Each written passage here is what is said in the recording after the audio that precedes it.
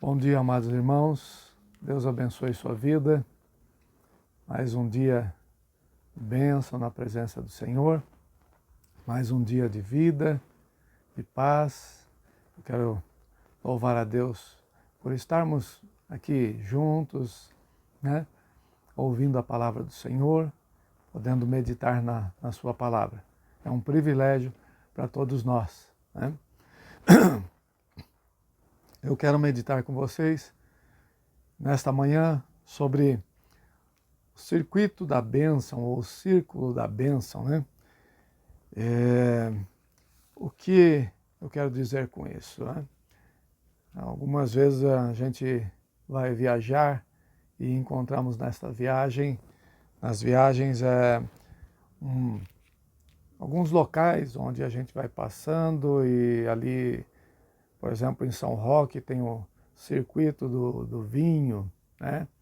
Ou das fazendas onde se produz uva e ali se produz o vinho e se produz o suco de uva. E há em Minas Gerais locais onde há o circuito da malha, né? das confecções e assim por diante, né? Muitos lugares onde você vai encontrando as coisas e de um local para outro você vai vendo coisas melhores, mais bonitas ou tendo mais oportunidades, né? Na vida de fé, eu creio assim que, biblicamente, alguns exemplos são dados de pessoas que foram muito abençoadas, né? Pessoas que experimentaram a benção de Deus, que experimentaram o mover de Deus a seu favor na sua vida. E eu não quero falar de grandes homens, não, estou falando de pessoas comuns, né? E pessoas comuns na história. Eu estava, como tenho dito para os irmãos, estou lendo o livro de Reis. Tem uma personagem muito interessante, a Sunamita, né? A Sunamita é uma pessoa que aprendeu esse círculo da bênção, a viver nessa esfera onde a pessoa é abençoada, onde a pessoa está experimentando a ação de Deus e está sendo uma bênção, né? Isso é interessante. A pessoa que pensa em ser abençoada, ela precisa em pensar primeiro em ser bênção. Eu quero ler aqui o texto com vocês, em 2 Reis, no capítulo 4. Diz assim: certo dia passou Eliseu por Sunem, onde se achava uma mulher rica, a qual o constrangeu a comer pão. Daí, todas as vezes que passava por lá, entrava para comer. Ela disse a seu marido: vejo que este que passa sempre por nós é santo homem de Deus. Façamos-lhe, pois, em cima um pequeno quarto, obra de pedreiro, e ponhamos-lhe nele uma cama, uma mesa, uma cadeira e um candeeiro. Quando ele vier à nossa casa, retirar-se-á para ali. Um dia, vindo ele para ali, retirou-se para o quarto e se deitou. Então disse ao seu moço Geazi: chama esta sunamita. Chamou-a ele, ela se pôs diante do profeta. Este dissera ao seu moço: dize-lhe, eis que tu nos tens tratado com muita abnegação. Que se há de fazer por ti? Haverá alguma coisa de que se ele fale a teu favor ao rei ou ao comandante do exército? Ela respondeu: habito no meio do meu povo. Então disse o profeta: que se há de fazer por ela? Geazi respondeu: ora, ela não tem filho, e seu marido é velho. Disse Eliseu: chama-a. Chamando-a a ele, ela se pôs à porta. Disse-lhe o profeta: por este tempo, daqui a um ano, abraçarás um filho. Ela disse: não, meu senhor, homem de Deus, não mintas a tua serva. Concebeu a mulher e deu à luz um filho no tempo determinado, quando fez um ano, segundo Eliseu lhe dissera. Até aqui, depois nós vamos ver mais alguma coisa. Muito bem, irmãos. Veja só que a bênção de Deus, né, ela vem sobre a nossa vida a partir do momento em que a gente se dispõe a ser bênção, né? A bênção de Deus está sobre aqueles que querem ser bênção. A bênção de Deus não está sobre pessoas egoístas, pessoas que pensam só em si mesmos. É certo que Deus muitas vezes abençoa as pessoas por graça, sim, né, por sua misericórdia, mas a bênção ela será contínua na vida de alguém quando este alguém, né, tomar a decisão de ser bênção na vida das pessoas. E o que eu vejo na vida dessa sunamita, essa mulher, é justamente que ela desejou e ela tinha no seu coração a disposição de abençoar, né, aqueles que serviam a Deus, aqueles que amavam a Deus, aqueles que trabalhavam, né, para o Senhor. Então, ela foi percebendo, ela era uma mulher perspicaz, ela era uma mulher que estava notando as coisas, que estava vendo as coisas, estava avaliando os acontecimentos, e passava então ali perto da sua casa Eliseu, profeta do Senhor. Ela era uma mulher que tinha posses. Veja só que Deus não rejeita as pessoas porque elas têm posses, não. Deus rejeita as pessoas muitas vezes porque elas amam as posses, elas vivem pelas posses. É diferente. Esta mulher, ela era rica, né? Mas desde o início ela constrangeu Eliseu a comer pão na sua casa. Ou seja, era uma mulher que olhava para as necessidades das pessoas. Certamente não só Eliseu, talvez ela ajudava muitas outras pessoas, né? Então, mas ela foi vendo e notando a vida de Eliseu, e ela foi percebendo que ele tinha algo diferente. E ela quis então abençoar a vida de Eliseu. Ela percebeu que ele era um santo homem de Deus. Irmãos, nós precisamos de avaliar e sempre estar atento às pessoas, aqueles que servem ao Senhor, aqueles que estão trabalhando na obra do Senhor, missionários, gente que está dedicando sua vida a Deus. Sabe, irmãos, esses são perseguidos também por muitos, mas por aqueles que amam ao Senhor, nós precisamos de aprender a abençoar. Abençoe as pessoas que estão trabalhando no reino do Senhor, que estão se envolvendo com a obra do Senhor, indo à frente, fazendo as coisas acontecer. Irmãos, nós temos que ter coração abençoador. Às vezes você tem condições, mas muitas vezes há pessoas que têm condições, mas são remissas, né? Elas são, vamos dizer assim, mão de vaca mesmo, né? Pessoas que não abrem a mão para abençoar, né? Tem medo de dar, tem medo de abençoar. Não seja assim. Abra a mão, abençoe aqueles que estão trabalhando na obra, os nossos missionários, aqueles que estão se dedicando ao Senhor. Você nunca vai perder por fazer isso, você nunca vai perder, porque a bênção de Deus chega à casa daqueles que são abençoadores, né? Chega na família daqueles que são abençoadores. Deus nunca desampara, não quer dizer que Deus vai dar grandes coisas ou riquezas, não, mas Deus vai dar sempre o suporte, Deus vai dar sempre aquilo que a gente precisa. Importante você verificar isso.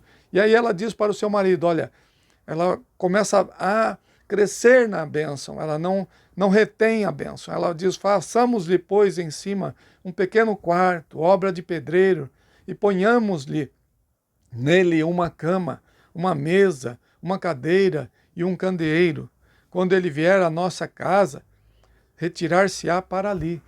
Olha só, ela estava pensando na vida, no descanso do obreiro, né, daquele que estava trabalhando, que era o profeta, né, no tempo que ele precisaria talvez ali para deitar-se, para estudar a palavra do Senhor, para ler a palavra do Senhor, um candeeiro porque à noite, né, para acender ali, talvez de madrugada, e quando ele fosse orar ou fosse ler alguma coisa, fosse meditar na palavra do Senhor, ela estava pensando nas necessidades, né, do profeta, do que ele precisava para cumprir o seu ministério. Veja só que o foco dela está ali no ministério, e ela estava abençoando não somente a ele, mas através dele, ela estava abençoando muitas outras vidas.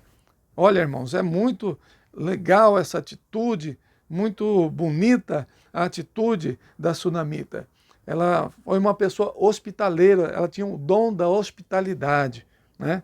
E ela cuidou, ela dava para ele o que ele necessitava, o pão, a comida, a cama, uma cadeira e tal, uma mesa, coisas simples, básicas, mas que eram tão importantes para a vida daquele profeta. Certamente foram momentos que ele passou ali de edificação na presença do Senhor, de restauração das suas forças físicas, né? Essa mulher foi abençoadora, ela abençoou a vida do profeta, né? E aí o profeta, estando ali, né, passando algum tempo, ele pensou, poxa, esta mulher está me fazendo tão bem, né? Será que ela tem alguma coisa que ela precisa? Ele pergunta então para Geazi, o moço, tem alguma coisa que ela precisa?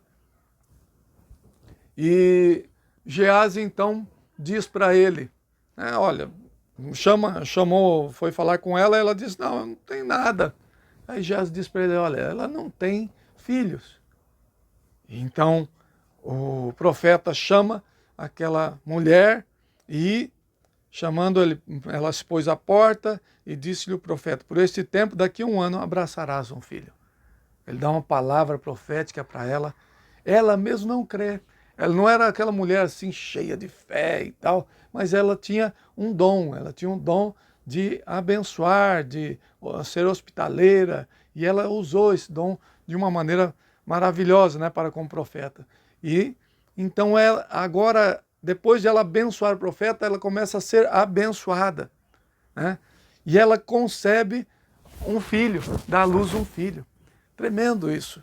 Irmãos, Deus faz um milagre na vida dessa mulher. Deus opera um milagre na vida dela.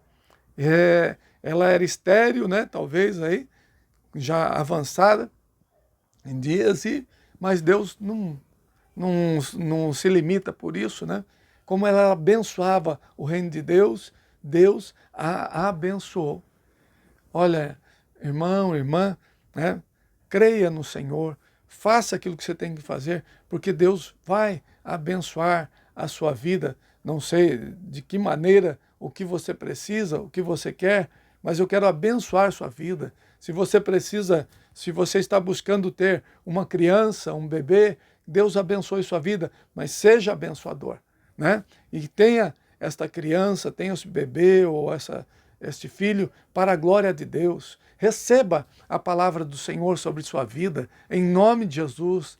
Eu declaro a bênção de Deus sobre você, em nome de Jesus. Se você é abençoador, você vai ser abençoado, não só nessa área, mas às vezes é área financeira, outras áreas familiares, outras áreas, né, que você precisa ser abençoado. Primeiro, tenha no seu coração o desejo de abençoar, porque a bênção de Deus, ela é consequência de nós sermos abençoadores, né? E quando nós enfrentarmos crises e lutas e tal, Deus estará conosco. Essa mulher, o seu filho, depois ele tem um problema de saúde e morre. E essa mulher vai até o profeta e ele vai até a casa dela e ele restitui a vida do seu filho, né? Eu não vou ler a história toda, mas diz aqui, no capítulo 4, verso 33, diz assim, tendo o profeta chegado à casa, eis que o menino estava morto sobre a cama. Então entrou, fechou a porta sobre ele, ambos, e orou ao Senhor. Verso 33 agora, né? 34 agora. Subiu à cama, deitou-se sobre o menino, e pondo a sua boca sobre a boca dele, os seus olhos sobre os olhos dele, e as suas mãos sobre as mãos dele, se estendeu sobre ele, e a carne do menino aqueceu. Então se levantou, andou no quarto uma vez de lá para cá, e tornou a subir, e se estendeu sobre o menino. Este expirou 7 vezes, e abriu os olhos. Então chamou a Geazi e disse, chama a sunamita. Ele a chamou, e apresentando-se ela ao profeta, este lhe disse, toma o teu filho. Ela entrou, lançou-se aos pés dele, prostrou-se em terra, tomou seu filho e saiu. Interessante, irmãos, realmente essa questão. Deus ele operou o milagre no nascimento, depois trouxe a ressurreição do filho dessa mulher, simplesmente porque essa mulher, ela foi abençoadora. Essa mulher foi alguém dedicada em abençoar a vida do profeta, né? Veja só, quando você abençoa o reino de Deus, você dispõe os seus dons, seus talentos, os seus recursos para a glória de Deus, a bênção de Deus vem sobre tua vida também. Isso é tremendo, irmãos.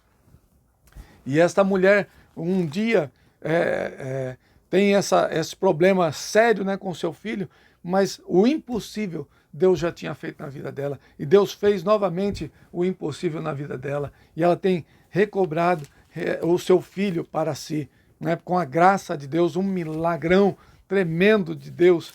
Mas lá na frente, um pouco mais à frente, ela vai ser encontrada de novo, passando por um momento difícil, tendo uma direção de Deus, num momento onde havia um problema de fome, né, lá na terra dela, e o homem de Deus lhe dá uma direção no capítulo 8, verso 2, levantou-se a mulher e fez segundo a palavra do homem de Deus, saiu como os de sua casa e habitou por 7 anos na terra dos filisteus. Ele dá uma direção para ela sair dali e ir para um outro local.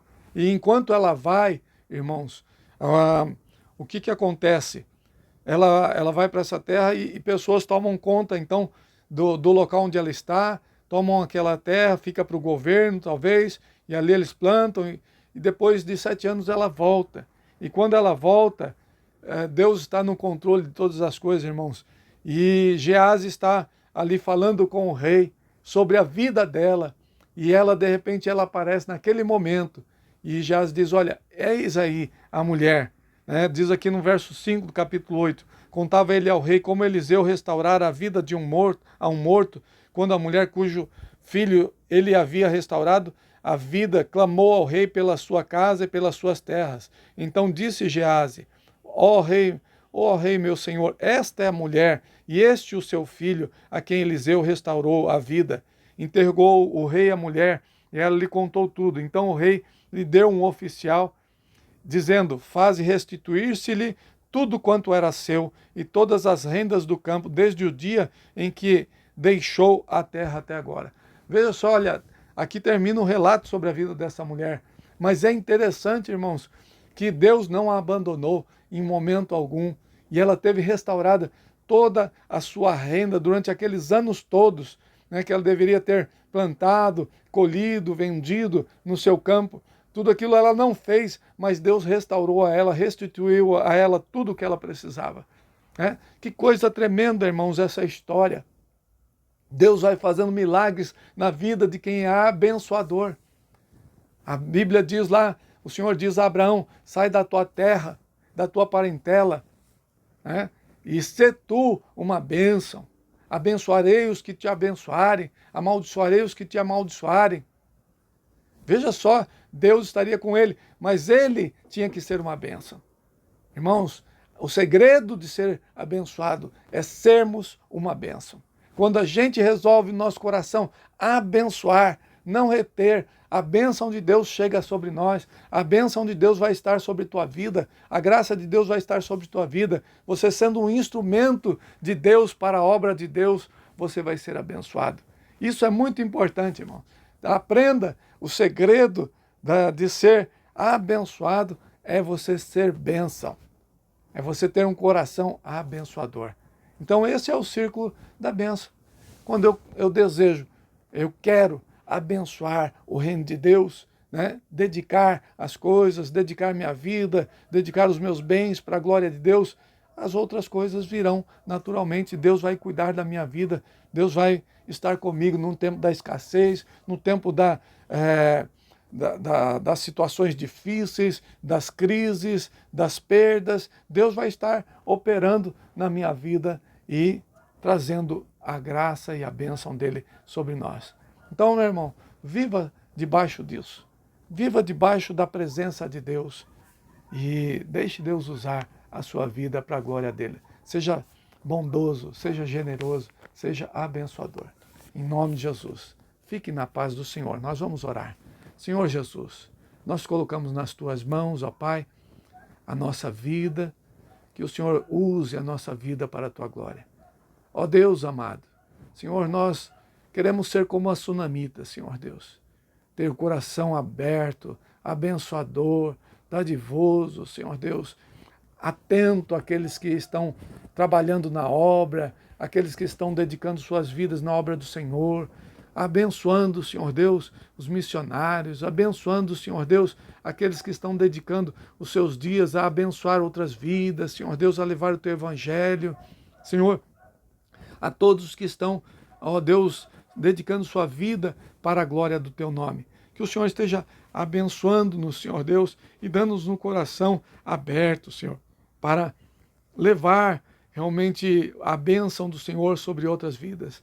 E assim sabemos, ó Pai, que o Senhor nunca nos deixará, que o Senhor nunca nos abandonará, que o Senhor há de sustentar e livrar e, Senhor Deus, operar milagres na vida do teu povo, Senhor. Em nome de Jesus, a tua graça esteja sobre todos, Senhor Deus, que nós possamos aprender com a vida desta mulher, Senhor Deus, que abençoou a vida do profeta Eliseu.